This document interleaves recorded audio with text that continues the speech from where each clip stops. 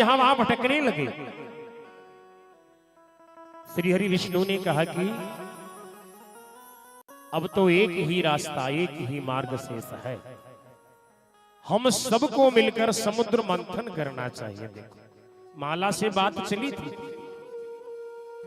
और अब समुद्र मंथन तक बात पहुंच गई। अगर मन का मंथन कर दोगे ना तो सबसे पहले मन का विष बाहर आ जाएगा, इसके बाद परमात्मा के दर्शन होंगे। समुद्र मंथन किया, उसमें भी सबसे पहले विष बाहर आया। विष किसने प्राप्त किया? देवाधिदेव महादेव ने। 14 रत्न निकले हैं महाराज। उच्चेश्रवा घोड़ा है, लक्ष्मी जी है। लक्ष्मी जी को श्री हरि विष्णु ने धारण किया। विष है, अमृत कलश है। ऐसे महाराज 14 रत्न जब निकले, देवता और दैत्यों ने मिलकर उस मंथन को किया। आप जानते हैं लक्ष्मी जी निकली है। लक्ष्मी जी के चरित्र को सबने श्रवण किया, लेकिन एक बात और बताऊं, लक्ष्मी जी को बोलते हैं हरिद्रा। क्या बोलते हैं?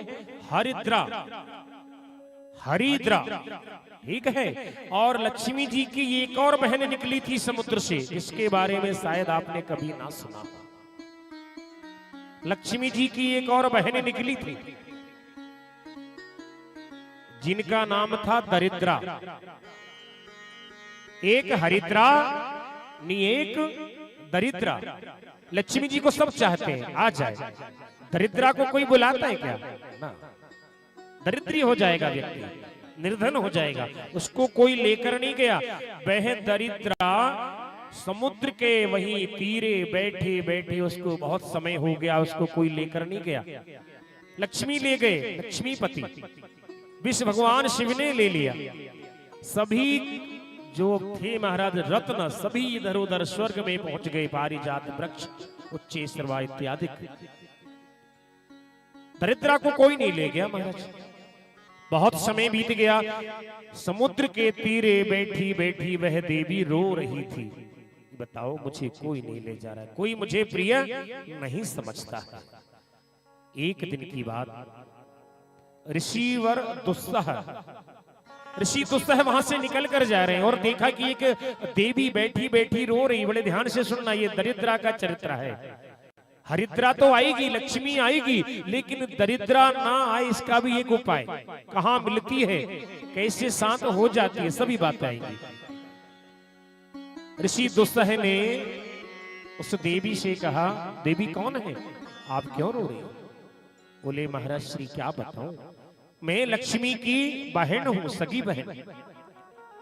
लक्ष्मी को सभी स्नेह करते, प्रेम करते। लक्ष्मी को तो ले गए श्री हरि विष्णु, मुझे कोई नहीं ले जा रहा यहां से। मेरा जीवन कैसा होगा मुझे कुछ ज्ञात नहीं। ऋषि दुस्सह को करुणा आ गई। संत हृदय मैंने कहा नवनीत जैसा होता, और कहते हैं कि चलो देवी आपको मैं लेकर चलता हूं। और ऋषि दुस्सह ने दरिद्रा को अपने घर ले आए, आश्रम में ले आए। आश्रम उनका था वनों के बीचों बीच।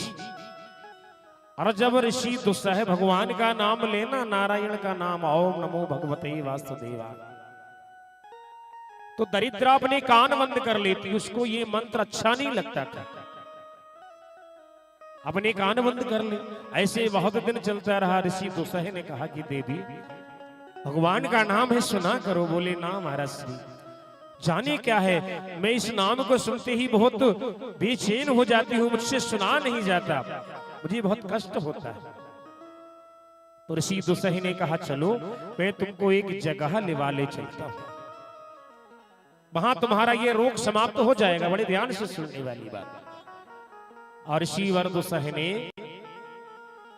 दरिद्रा से कहा चलो वैकुंठ। कहां ले गए? भगवान श्री हरि विष्णु के पास वैकुंठ ले गए। जिनका वह नाम नहीं सुन पाती थी, नाम सुनने से कष्ट होता था, उनके ही धाम को, उनके ही वैकुंठ को ऋषि दुस्सह दरिद्रा को ले गए। विचित्र बात। दरिद्रा पहुंची, जाकर प्रणाम किया कि प्रभु मैं आपका नाम सुनने में बहुत ही परेशान हो जाती हूं, मुझे बहुत कष्ट होता है। परमात्मा ने कहा कि क्या कारण है? जाने प्रभु आप परमात्मा के दर्शन करके ना कोई खाली लौट कर कभी आया नहीं आज तक। इसलिए हमारे श्री हरि विष्णु नारायण कहते हैं कि हे देवी, अपने हृदय की बात कहो, कारण क्या है?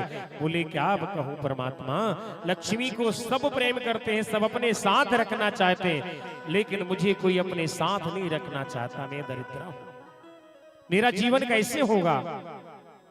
आप मुझे कोई रहने के 2 स्थान बताएं।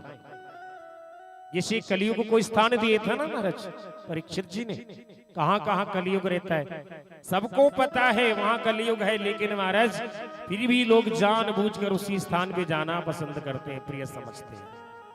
कलियुग की संख्या मत बढ़ाओ, कलियुग की सेना में शामिल मत हो, अपनी अलग सेना बनाओ, ऐसी सेना भगवान के भक्तों की सेना बनाओ महाराज, जिससे कलियुग डर जाए, कांप जाए।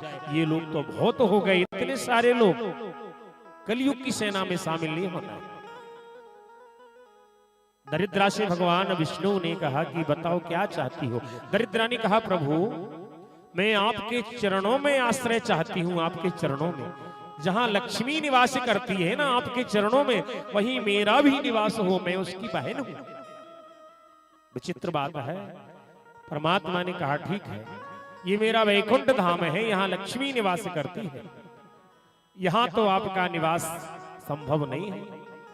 हाँ, लेकिन मेरा ही एक स्वरूप है, पीपल का वृक्ष। आपको बताएं महाराज, पीपल का वृक्ष किसका स्वरूप है? भगवान श्री हरि विष्णु का स्वरूप है।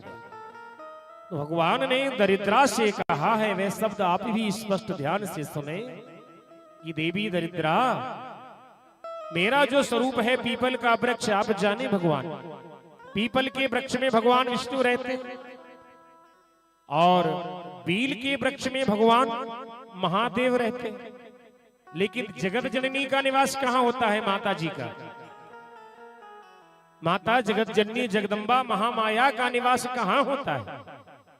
उनका निवास होता है महुआ के पेड़ में। महुआ का जो पेड़ होता है उसमें माता जी का निवास होता है महाराज। भगवान कहते हैं कि मेरा जो स्वरूप पीपल का वृक्ष है, उसकी जड़ में दरिद्रा तुम्हारा निवास रहेगा। ध्यान से सुनना, जड़ में रहेगा, लेकिन कब? बुधवार के दिन और रविवार के दिन, ये 2 दिनों में दरिद्रा जो है पीपल के वृक्ष की जड़ में निवास करती है। और अगर हमारे पैर पीपल की जड़ के ऊपर रखा गए बुधवार या रविवार को, तो दरिद्रा हमारे साथ अपने घर आ जाती है 1 सप्ताह तक के लिए। तब तक हम बहुत परेशान हो जाते हैं, दरिद्री हो जाते हैं। इसलिए रविवार बुधवार को पीपल के जड़ पर अपना पैर भूलकर भी ना रखें, दरिद्रा वहीं रहती है। बोलिए गोपाल कृष्ण भगवान की जय हो। समुद्र का मंथन चलता है महाराज, और समुद्र मंथन में बहुत से रत्न जब निकले, अमृत कलश भी निकला है। अमृत कलश निकला तो सभी दैत्यों ने अमृत कलश को लेकर भाग गए। इसे हम पान करेंगे, हम लेंगे, लेकिन देवताओं का कोई बस ना चला। परमात्मा श्री हरि विष्णु से निवेदन किया कि प्रभु कुछ करें, अमृत कलश हमको प्राप्त हो, तब जाकर हम दैत्यों से विजयी हो पाएंगे, स्वर्ग का आधिपत्य प्राप्त कर पाएंगे, जो कि महाराज बलि वहां के राजा बने बैठे थे। अब देखें, भगवान ने सुंदर विश्व मोहिनी का एक रूप धारण किया है, और ऐसा सुंदर स्वरूप जो सृष्टि में दूसरा उसके जैसा कोई था ही नहीं, कोई नहीं था।